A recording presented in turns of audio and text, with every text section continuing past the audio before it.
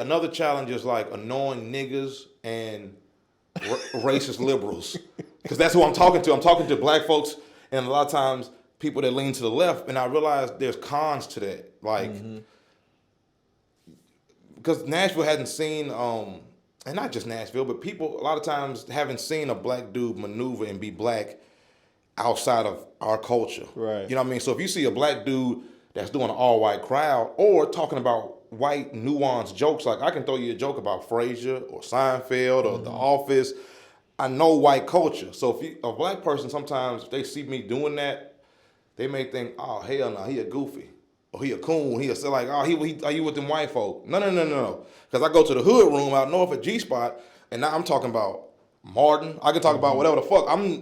I've been there more than you. Right. You know what I mean? Like, I've been through it. So I got to deal with, like, this one comic was like, man, I just didn't know you could do a black room. I'm like, what? Like, I'm like, because, yeah, you be with them white folk. I'm like, what does that mean? Right. Yeah. So it's just annoying. I'm like, bro, I've been out here.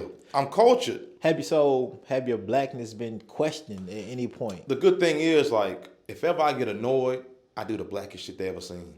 You know what I mean? Like, it's like whenever somebody play me like that, and it might not even be on purpose. A lot of times it's innocent. They're like, man, like somebody introduced me to the club. They'll be like, man, coming up, the white folks love him. Give it up for you. And he don't mean no harm by that. And honestly, that's a compliment. But I'm like, nigga, everybody love me. That ain't like Asians, Puerto Rico, like white folks love him. What kind of shit is this? Human beings love me. Yeah, but he just ain't never seen that. So he's like, wow, he got the white folks. Right. And I'm like, that's even a weird compliment. Like, how is that a compliment? Because white folks love me. That's strange.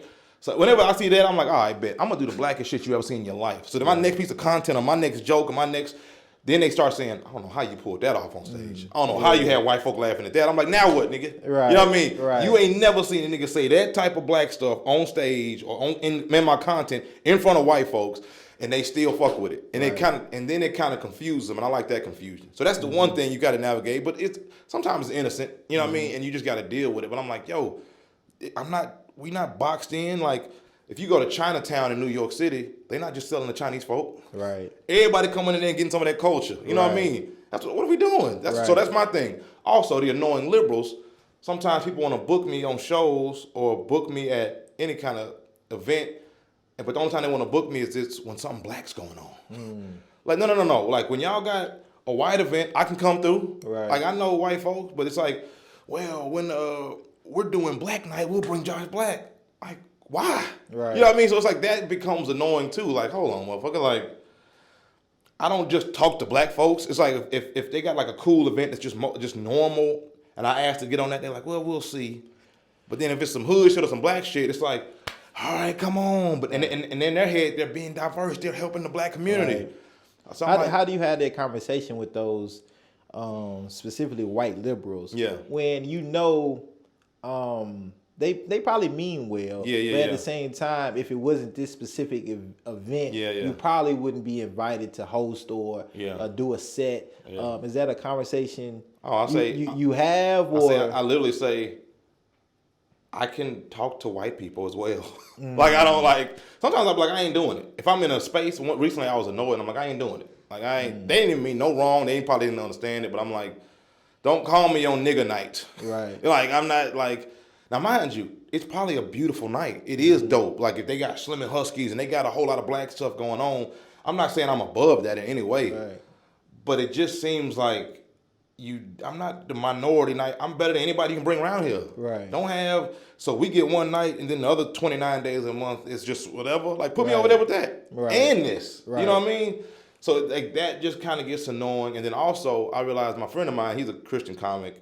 His name is John Christ. And he got canceled one time for making out with a girl. That was it. He made out with her. Somebody took a picture.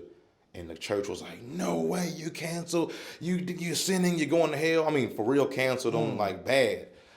And he was talking about how dangerous his fans can be. And I realized the same thing with myself. I'm like, the liberals are so parallel to the church because they become, I feel like the new liberals have become like our parents in religion. Like, if you don't believe me, you're going to hell. Right. If you don't do this, you go. Now it's like, if you don't think this, you're canceled. If you don't think exactly what I think, we're not arguing, we're not debating. If you don't think this, you're canceled. And I'm like, hold on, my fans are just as dangerous as this motherfuckers. And that's why I was like, hold on, I got to start keeping it a little more real. So now in my comedy and my content, I'm not trying to talk directly to you unless I'm peeing 1,000 with you. You know what I mean? You ain't perfect. And also, we're not going to agree. And get used to me not agreeing with you. Right. Because I don't give a fuck. I'm not going to apologize. You know how they do. This black man's... quickly, they'll say this black man went from cool and lovey-dovey and Bob Marley, Wiz Khalifa type of nigga to... Oh, he's the baby. That can happen quick. You know what I mean? And then everybody like, yeah. He's dangerous. Yeah, he's dangerous and angry and all this. Right. So I'm like, I want to start keeping it more real to where people know what to expect from me, as opposed to, I'm not Trevor Noah, and I think he's great. Mm-hmm. I'm not, I'm not a politician. We're not going to agree. Right. And I'm probably way more radical than you. So eventually I'm going to scare you with my politics. Right. Yeah, I mean, but so we ain't got to agree. So that's some of the challenges of just kind of skating around that, dancing around that, and having my identity, at the same time finding myself. Because I'm just 32. Right. So we still trying to figure out who we are, at the same time while people looking at you, trying to critique you and stuff. So just trying to find my voice, find myself with integrity. And then also trying to educate people who don't understand you without being angry at them. You know what I mean?